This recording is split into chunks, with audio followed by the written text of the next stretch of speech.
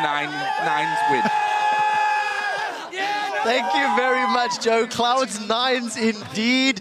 First and foremost, all hail the Never prophet. doubt, my children. All hail the prophet. I want to kick things off and make it very clear. NA is indeed greater than EU. Let's kick this off.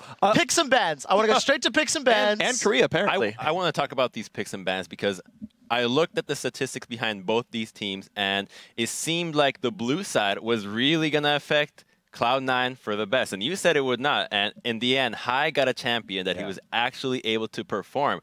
They got really comfortable champions for every role.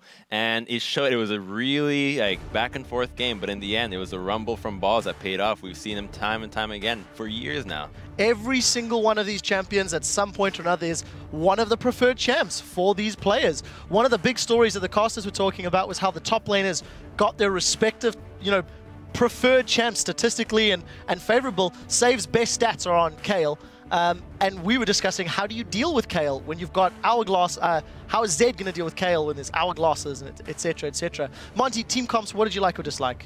I mean, I think that this game was not so much determined by team comps as it was just by smart rotations overall. And that's where Cloud9 really excelled. And I think when we think about NaJin White Shield, we think about them as this very late game team. But, I mean, Cloud9 beating them there is just a testament, I think, to how good Cloud9's strategy is. And they used their Zed pick extremely effectively, getting down that inhibitor on the Baron bait. It was a very crucial pick for them, and they played it up really, really well. Just before we get to you, pull that replay up. Right, I was going to say, yeah, we have a replay, actually. I can do it too, don't worry. I posted the analyst test before. Yeah, so this is the very marvelous sort of Baron bait inhibitor take by Cloud9. Before we start it, I want to talk about a couple of things. Specifically, when you do this kind of a thing, if you're ever playing this game yourself, number one, vision control. Using both wards and minions. Hai never shows until he knows where NaJin White Shield is. He will never walk in to a knowing 1v2. And so it's up to his team to pull everyone else into vision by going to Baron disengage. Let's roll the clip out, and you're going to see what Cloud9 does here. So they start up on Baron. It's pink warded, so they know they require some kind of face check, or they just get Baron. Like, no matter what, something good happens. So NaJin White Shield comes over. They force the TP. They say, guys, they are here. Hai, go for it. And now Hai is on the inhibitor. And now they say, oh, Hai is going to pull attention. Guys, get ready to put some pressure back on the map. Cloud9's been actually persistently hitting the minion wave down in mid lane as well. And this is just a nice all-in here. He potentially could have shadowed to dodge the bubble if he wanted to, but he gets the kill regardless. And then the escape's actually interesting because he tries to outplay the charm, but it's actually very well played by Goong. He saves it for a very long time, makes Hai juke like 3 times, and then lands a point blank charm to get the kill. Greppo, talk me through what Cloud9 was doing in terms of their map play and controlling it, because even though it was very close for a long time, you felt like Cloud9 were in control for a large portion. Not convincingly, but they were dictating the tempo. I just think they played really smart, and just that rotation alone highlights how well they understand the game, because they needed that at that point to get back into the game. I think at that point they were like 6,000 gold down perhaps, but the real beauty of Cloud9 came on how well they respected the invisible Twitch, because they kept fishing with skill shots to find him whenever he was likely to come. Whenever they saw Nami walk up in lane, they're like, yeah, she's never going to be here alone. Don't engage on that. There's definitely a Twitch near. Let's spam some rockets in the general direction, see if we find him.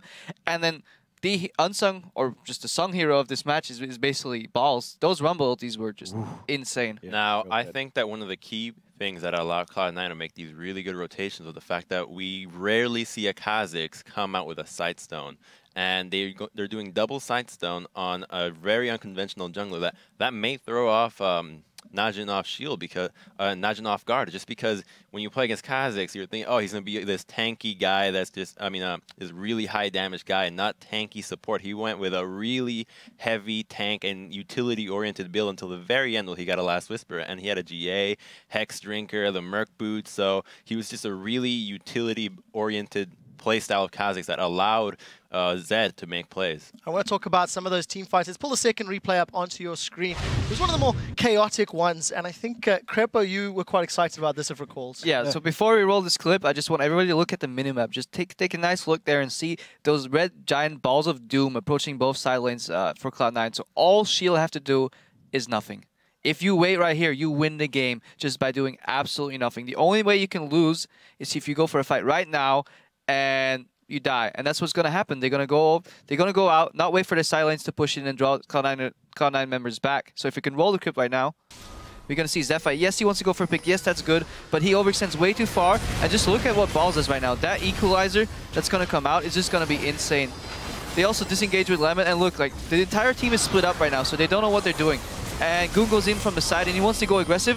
Zony has bait, and his entire team is backing off in the back. KLT gets used as well. I don't know what White Shield was thinking here. Just look at the side lanes. Yeah, exactly. Not only the side lanes, but honestly, at that point, even the Zephyr's engage wasn't the worst thing in the world as long as they went back afterwards. But they walked forward, Goon split off to try and kill a Rumble that had a Zhonya's and had already used his equalizer, so he's not a priority target, especially when he's at that distance. All you have to do at that point is walk back, because instead they like stood in the equalizer for longer than normal. You just walk back in that situation, you take that win, you say, okay, no more equalizer. We have 2 heals on this team with Nami and Kale. We'll just continue to stand at Baron, and you can't stop us anymore now because no ult, and you have to deal with these minion waves. I agree. Just a really mixed call there from Shield, and I think you're absolutely right. That's what cost them the game. Very good strategic calls from Cloud9. Just to remind everybody, with that victory, it does mean that they advance to the quarterfinals and will be doing a rematch against Shield later.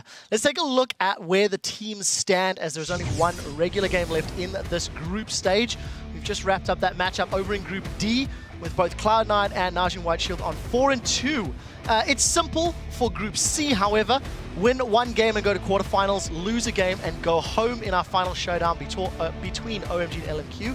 Then, as I've already reiterated, that tiebreaker position for Cloud9 and NaJin White Shield. I want to look at the playoff bracket really quickly and just talk about some of the theoretical possibilities. First and foremost, we know Samsung Blue is locked into the top half of the bracket. They will be playing the loser of NaJin White Shield or Cloud9. Over in Group D, the winner of Cloud9 versus NaJin White Shield will then do battle with either LMQ or OMG. So we're about to find out who the final quarterfinal matchups will be. We're going to step away for just a moment, but when we come back, China's OMG goes head-to-head with North American LMQ in a winner-take-all match. You guys do not want to miss it.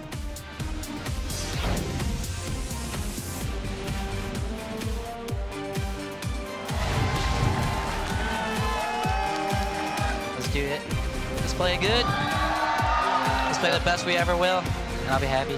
Where is he going to go? Equalizer onto 3 of them. Deathmark goes to the back. Watch is definitely going down. Actually surviving for now. Oh, Zephyr! They're going for Zephyr. There is the invulnerability. Balls goes low as well. This is a big, messy fight. Meanwhile, over by the Baron, Meteos gets Zephyr, gets the reset. He's all over the place and will pick up the kill onto save. Balls still alive. Finished up by Watch, but Watch is going down as well. Sneaky there. He's full HP. He could be a hero for Cloud9 right now. Oh, Valkyrie's dead. Oh, he gets stunned up and finished off. Goon uses his Gorilla low in the back. Sneaky coming around after using his QSS. It's going to be Cloud9 to win this one. They take out Watch. They're going to Zephyr. It's the 8 for Cloud9. This is for